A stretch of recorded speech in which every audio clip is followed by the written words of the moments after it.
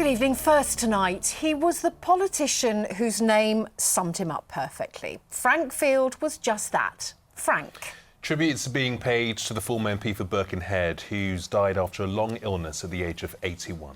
The reaction from Westminster in a minute, after a look back at the life of a man who spoke his mind and fought passionately against poverty and for a fair society.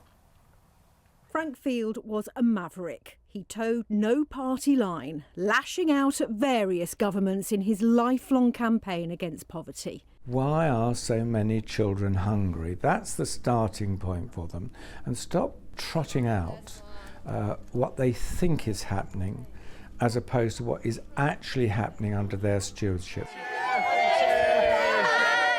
It was anti-poverty projects like Feeding Birkenhead that he invited the Duke and Duchess of Sussex to see in January 2019. The deprivation he'd fought in his constituency led him to oppose mass immigration in 2006 and join the EU Leave campaign a decade later. They are the ones that have actually suffered with the pressure on their wages declining.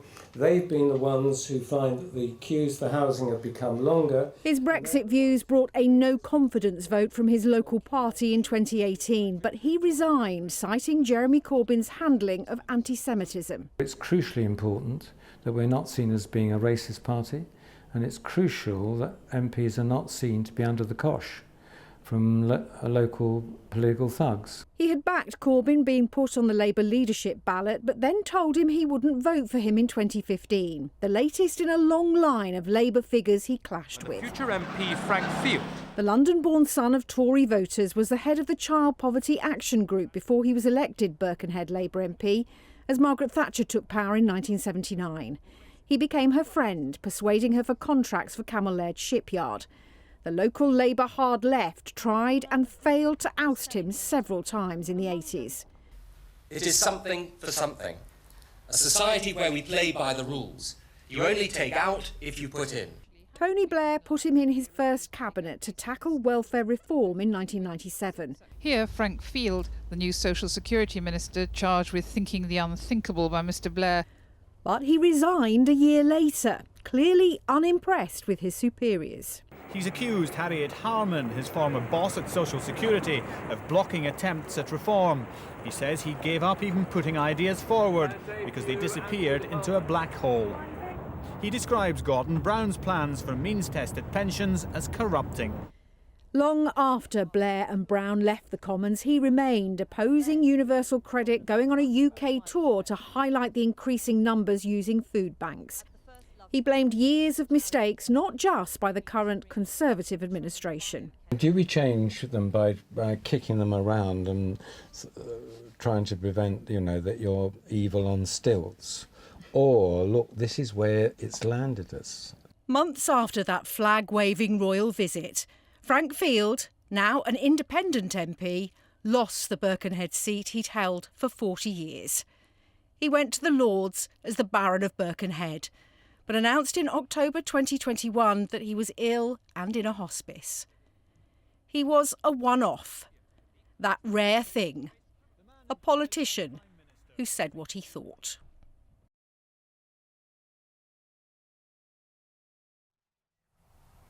Well, our political correspondent Andrew Misra is in Westminster. Andrew, friends and opponents saying they just don't make politicians like Frank Field anymore. Yeah, that's right, Anne. And there's a word I've heard time and again today about Frank Field: independent. He was a free spirit whose causes trumped party loyalty, and that earned him respect right across the political spectrum. We saw that in the House of Commons earlier today when both main parties paid tribute to Frank Field. We heard in your piece there about when he was a minister, Frank Field clashed with some of his cabinet colleagues, but he also clearly made a lasting impression on some of those he worked with and those who followed in his footsteps on Merseyside. Here was a man that could have a disagreement with you and still be your friend, still have a meal with you, still be the person you wanted to be with.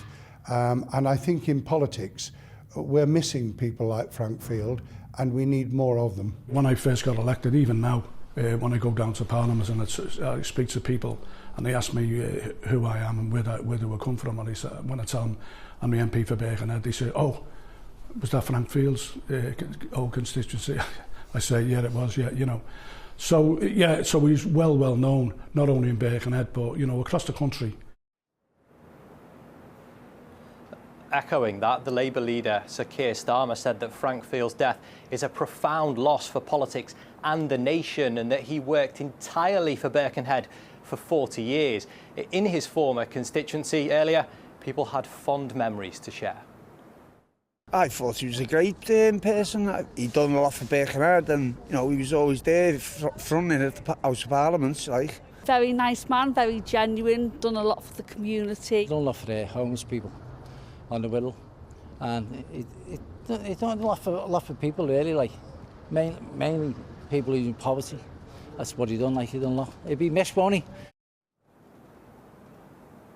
And missed as well, of course, by his family, who described him as an extraordinary individual. Again, that word coming up, individual. Tony Blair may have once said that Frank Field wasn't made out for ministerial office, and I think, in a sense, there is some truth to that, because Frank Field clearly felt an unwavering duty to stand up and speak up for what he believed in, no matter what. Yes, Andrew, one of a kind. Andrew Misra at Westminster, thank you.